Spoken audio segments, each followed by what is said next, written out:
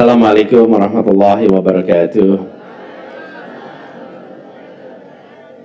Alhamdulillahirabbil alamin, wassalatu wassalamu ala asyrofil anbiya'i wal mursalin, sayyidina wa habibina wa maulana Muhammadin wa ala alihi wa ashabi ajmain. Raditu billahi rabbah wa bil islami dina wa bil Muhammadin nabiyya wa rasulah. Rabbi zidni ilma warzuqni fahmah. Amin. Yang saya hormati, yang kita semua muliakan, Abuya Profesor Dr. Kiai Haji Said Agil Siraj, semoga beliau selalu diberikan kesehatan, dipanjangkan umurnya, dan terus menjadi penjuru bagi kegiatan dakwah di Indonesia. Seluruh jajaran pengurus yang saya hormati yang hadir di sini, saya juga menyampaikan kami datang bersilaturahmi bersama dengan Wakil Ketua Umum Partai Nasdem Pak Ahmad Ali depan di sini. Kemudian juga Gus Effendi Khoiri, dikenal Gus Coy. Kemudian seluruh jajaran saja di Athaqofah yang saya hormati, dan para santri. Tadi santrinya dari mana-mana aja, Pak? Ini yang dari Sumatera, tangannya diangkat coba. Sumatera. Ya, ini yang laki-laki munculnya terakhir nih, Pak. Lagi. Ya, kalau yang dari Jawa Barat, acungkan tangannya. Wow.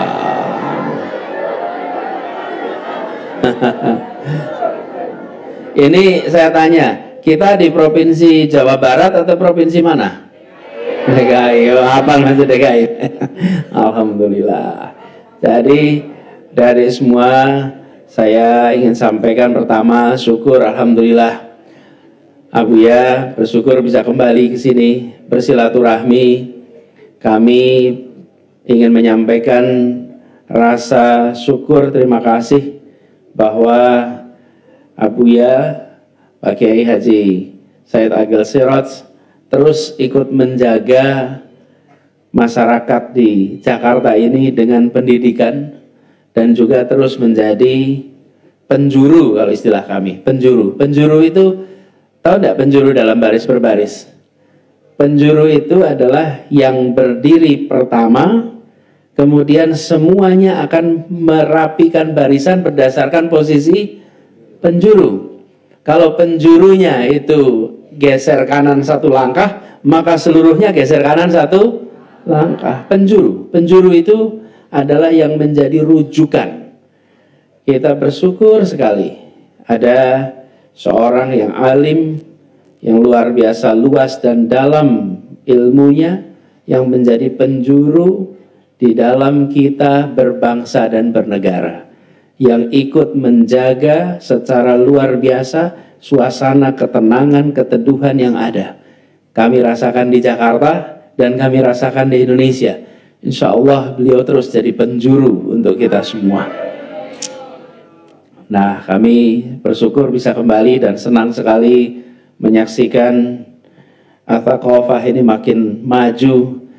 Dulu hadir, lahannya terlihat longgar, sekarang terlihat sudah padat karena gedung-gedungnya sudah makin tinggi.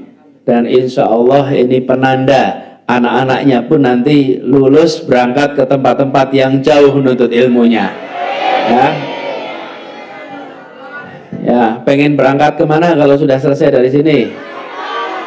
Hah? Oh, mana? Eropa.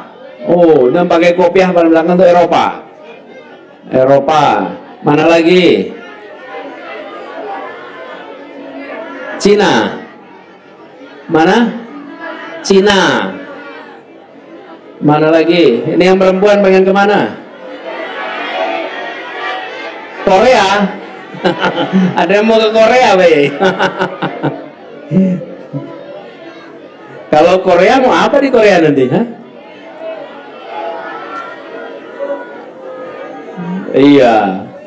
Jadi gini, adik-adik semua, ini ngobrol dengan adik-adik ya, Pak. Adik-adik. Jadi kalau adik-adik semua, mimpi itu kan tadi lahirnya tempatnya dari mana-mana, bukan? Ada yang lahirnya di Jakarta, ada yang di Jawa Barat, ada yang ya Jawa Barat ya Depok ya. Maksoy lah. Jawa Barat, ada yang lahirnya Jawa Tengah, betul kan? Nah, jadi gini, lokasi lahir boleh di mana saja, tapi lokasi mimpi harus di langit yang amat tinggi. Gitu ya. Ya. Jadi adik-adik semua ini mimpinya harus tinggi. Pengen sekolah yang tinggi. Lihat, Abuya berangkat sekolah di Mekah waktu itu. Panjang perjalanannya. Dan proses sekolah ini namanya proses pendidikan itu biasanya penuh dengan tantangan.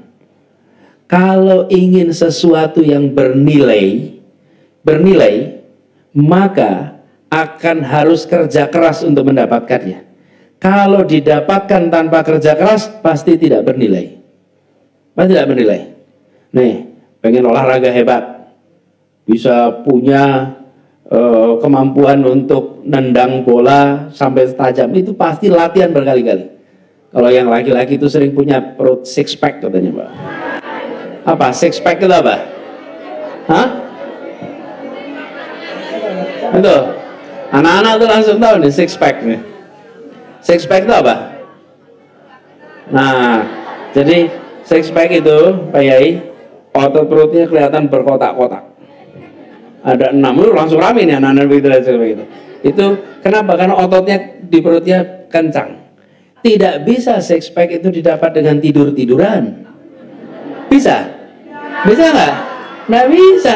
Coba santai-santai terus dapat six pack. Mungkin tidak? Nggak mungkin. Harus latihan ya, betul nggak? Latihannya ringan atau berat? Berat. Tapi kalau ini anak laki-laki kalau kalau dapat six pack terus kaosnya tipis, Pak. Berkelihatan ototnya besar. Betul kan anak-anak itu? Nah, malah ngeligo ya, Pak. Ngeligo ya kaos. Nah, saya ingin sampaikan semua nih yang nanti menguasai ilmu banyak itu belajarnya tiap hari, bisa bacanya 8 jam, bisa 12 jam terus menerus. Semua yang bernilai pasti mendapatkannya dengan usaha yang keras. Kalau dapatnya gampang nggak ada nilainya. Betul? Jadi masa sekarang adik-adik semua ikut sekolah, pendidikan di pondok sekarang, jalani yang berat-berat itu, jalani yang menantang itu, karena nanti akan mengantarkan Anda kepada keberhasilan-keberhasilan baru di masa depan. Ya, nanti ke depan tuh. Masa mondok itu berat dijalani, enak diceritakan. Nanti kalau sudah selesai, baru diceritakannya enak. Pas menjalaninya, penuh tantangan. Penuh tantangan, betul nggak penuh tantangan? Betul. Nah, saya mau cerita sedikit nih adik-adik. Adik-adik tahu batu bara? Tahu permata? Tahu. Nih, permata sama batu bara biasanya di tempat yang di sana ada permata, daerah itu juga biasanya ada batu bara. Di tempat yang ada permata biasanya ada batu bara. Permata itu kalau dijual harganya mahal, timbangannya, takarannya itu gram. Permata berapa gram? Itu takarannya pakai gram. Kalau batu bara, kalau dijual, takarannya itu ton. Beli batu bara itu sekian ton. Kalau permata, gram. Tidak ada yang jual permata ton. Kalau ada saya mau lihat itu. Pak, ini batu bara ini Pak, mungkin 5 ton gitu. Tidak ada ya. Permata itu pasti gram. Batu bara begitu. Tidak ada jual batu bara gram. Kalau batu bara pasti ton. Coba sekarang bayangkan. Di tempat itu ada yang jadi permata, ada yang jadi batu bara. Sesungguhnya unsur kimianya itu serupa. Yang satu jadi batu bara, yang satu jadi permata. Apa yang membedakan? Gini, prosesnya beda. unsur yang sama, unsur yang sama nih, yang digembleng dengan suhu tinggi, dengan tekanan yang hebat, dengan durasi yang panjang, dia mengalami proses pengerasan sehingga dia muncul menjadi permata. Yang tidak digembleng, yang tidak kena tekanan, dia jadinya batu bara. Adik-adik di sini ditekan, belajar dengan segala macam tantangan, insya Allah nanti jadi permata depan. Ya, permata tuh. Masuknya sama-sama. Kalau tadi istilahnya baik, makannya sama, nasinya sama, ikan asinnya sama, betul tidak? Semuanya sama. Tinggal mau milih untuk belajar betulan, serius, dengan segala macam tugas yang ada, dengan tekanan waktu yang tinggi, insya Allah ini jadi semacam permata. Tapi kalau yang milih santai-santai, milih tidak mengerjakan tugas, milih relax, wah yang penting ngalir saja, oh nanti ya lulus kok, oh nanti ya selesai kok. Ingat, ini nanti jadi seperti batu bara, harganya lain sekali. Yang satu timbangannya gram harganya mahal, yang satu ton harganya murah. Adik-adik kalau mau milih jadi batu bara atau permata? Permata. Dan kalau jadi permata harus sanggup kerja keras. Dapat tugas mengerjakan 5, kerjakan 7. Dapat tugas kerjakan 7, kerjakan 9. Pas kita bilang, oh yuk gampang. Tidak, itu bisa. Kalau kita dapat sesuatu, kerjakan lebih. Jangan kerjakan kurang. Kerjakan lebih, jangan kerjakan kurang. Ingat itu. Kerjakan lebih. Diminta baca, maka Anda baca 2 kali. Diminta baca 10 halaman, Anda baca 15 halaman.